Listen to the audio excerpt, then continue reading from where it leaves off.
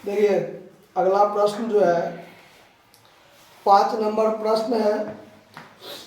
5 number जैसा है वैसा ही 6 और 7 नंबर सेम टू सेम प्रश्न है। वो आप लोग खुद बनाने का प्रयास कीजिएगा, पहले नहीं बनेगा तो फिर बताएंगे।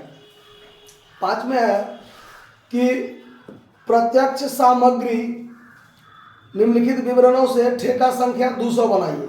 जैसा फॉर्मेट मैंने बना दिया है, कॉन्ट्रैक्ट अकाउंट नंबर 200 है और कॉन्ट्रैक्ट प्राइस 1 लाख है। सवाल में देखिएगा तो सबसे लास्ट में है, इसमें है प्रत्यक्ष सामग्री 39,600, पारिश्रमिक है, विशेष प्लांट है, स्टोर निर्गमित है, खुला औजार है और ट्रैक्टर की लागत है। तो पहले कॉन्ट्रैक्ट अकाउंट पर जितना जो भी खर्चा लगता है वो सारा खर्चा डेबिट में आएगा। उसके बाद है ठेका 13 सप्ताह में पूरा हो जाता है और अंत में प्लांट को जो है प्रारंभिक लागत पर 15% ह्रास काट कर वापस करते हैं। तो यहाँ भी 15% वार्षिक ह्रास नहीं काटते हैं, 15% ह्रास काट कर वापस कर देते हैं। यानी जितना टोटल मूल्य है सीधे उसका 15% निकाल के घटाएंगे फिर वापस कर देंगे। ठीक है। उसके बाद है लौटाए गए खुले औजार और स्टोर्स 22,890 का है।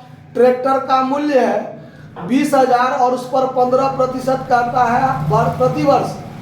20,000 का ट्रैक्टर है, उस पर 15% ह्रास चार्ज करना है कॉन्ट्रैक्ट पर, है ना। अब देखिए इधर जो ट्रैक्टर का कॉस्ट है ये है चलाने की सामग्री, ड्राइवर का मजदूरी और अदर डायरेक्ट एक्सपेंस, ऐसा है। तो वो तो ट्रैक्टर में अलग अलग खर्चा होता है ना, वो मूल्य है। ट्रैक्टर का मूल्य 20,000 है, उस पर खाली 15% ह्रास लगाना है। ठीक है। तो यहाँ पर देखिए जब हम जितना भी खर्चा होगा सबको डेबिट में रखेंगे। तो 2 है direct material, 2 direct material 39,600।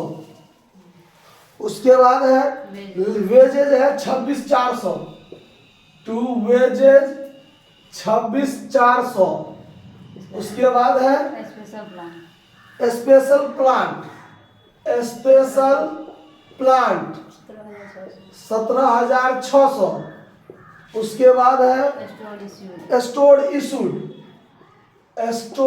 Issued यानी स्टोर से कोई भी सामान लाया होगा 70,40 यानी 7,040। उसके बाद है लूज टूल्स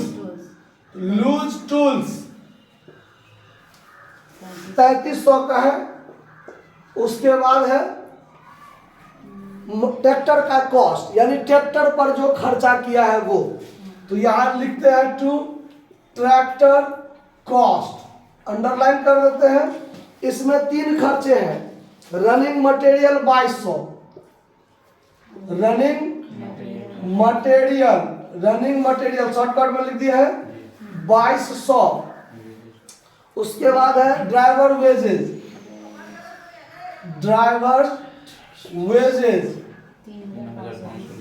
3,520 और अदर डायरेक्ट एक्सपेंस है, अदर डायरेक्ट एक्सपेंस 2,640।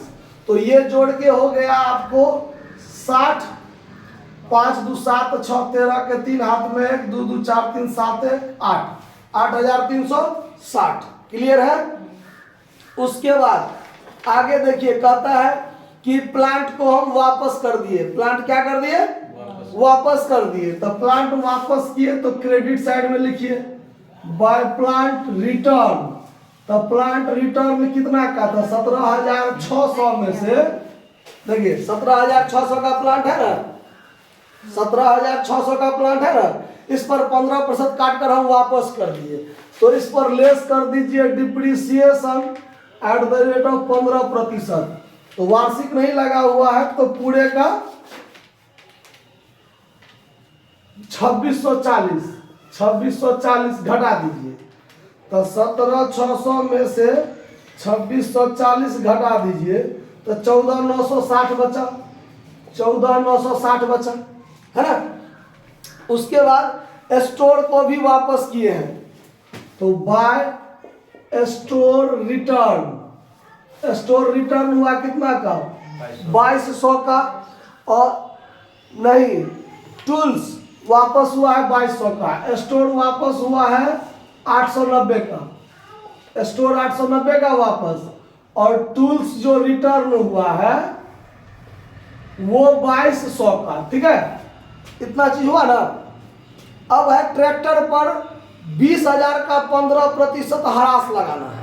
अब यहाँ पर हम पिछले क्वेश्चन में बताए थे कि अगर ट्रैक्टर को 20,000 यहाँ लिखिएगा तो उस पर 15% हरास काटकर बाई ट्रैक्टर एट साइट बचा हुआ है वो दिखाना है। अगर हम इधर ट्रैक्टर नहीं दिखाएं और ट्रैक्टर एट साइट बचा हुआ कितना है वो ना दिखाएं, तो सीधे यहाँ पर लिख देंगे डिप्रिसिएशन ऑन ट्रैक्टर। ठीक है, कितना का 13 वीक में काम हुआ है तो 13 वीक का डिप्रिसिएशन मात्र काटेंगे। क्यों? तो यहाँ पर ट्रैक्टर पर 15% प्रति वर्ष, ये बात क्या दिया है। अगर प्रति वर्ष लगाना है तो 13 सप्ताह का लगाना है ना, ज्यादा का तो नहीं लगाना है।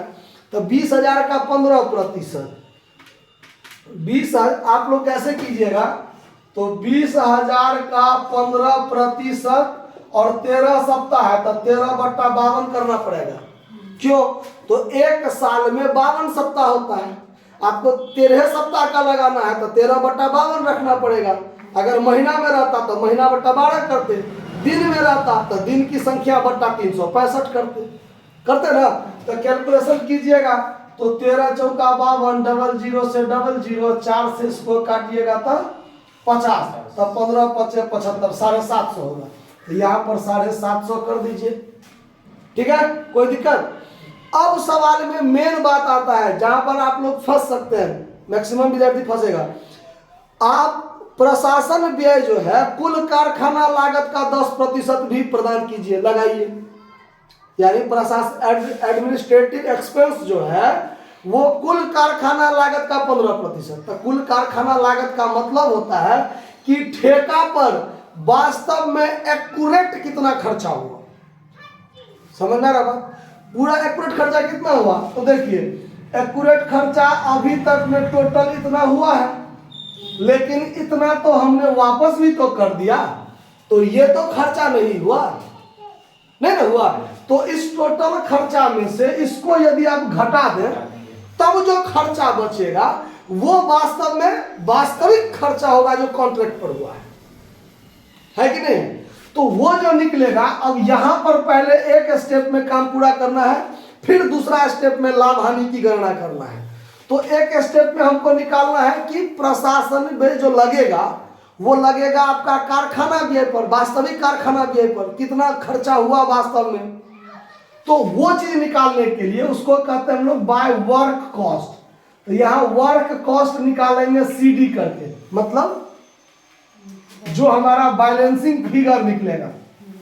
क्या निकलेगा? तो इस टोटल खर्चा को जोड़े। देखिए अब हम जोड़ते हैं।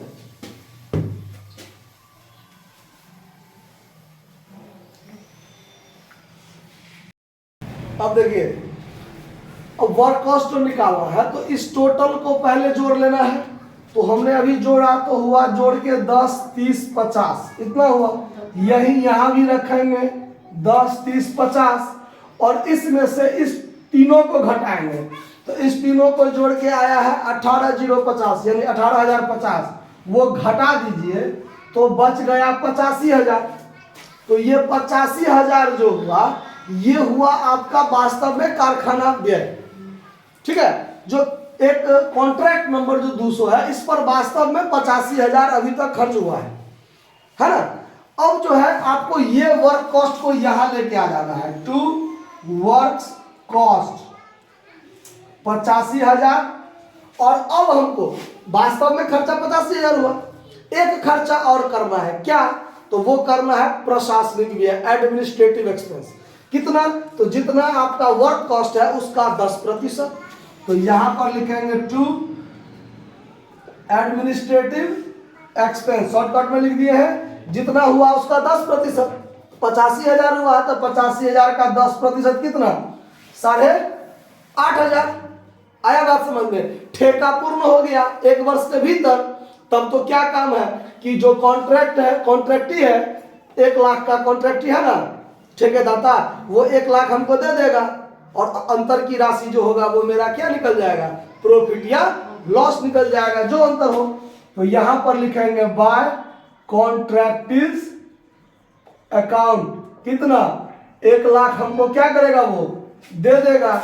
जब दे देगा तो 1 लाख में क्रेडिट साइड जो है तो ज्यादा है, डेबिट में भी 1 लाख लिख देंगे और 1 लाख में से ये घटा लेंगे। तो 1 लाख में से आपको घटाना है 1 लाख में से आपको घटाना है 93,500 93,500 तो आपको निकलेगा 6,500। ये 6,500 आपको कॉन्ट्रैक्ट पर क्या हुआ फायदा, तो इसको 2PL अकाउंट प्रॉफिट हम लिख देंगे। कहीं कोई दिक्कत समझने में कोई दिक्कत है? तो ऐसे ही आपको डबल स्टेप में 6 नंबर और 7 नंबर बनाना है, बन जाएगा तो बना लीजिएगा। पहले आप प्रयास कीजिए, नहीं बनेगा तो फिर हम बता देंगे, ठीक है, नोट कर लीजिए।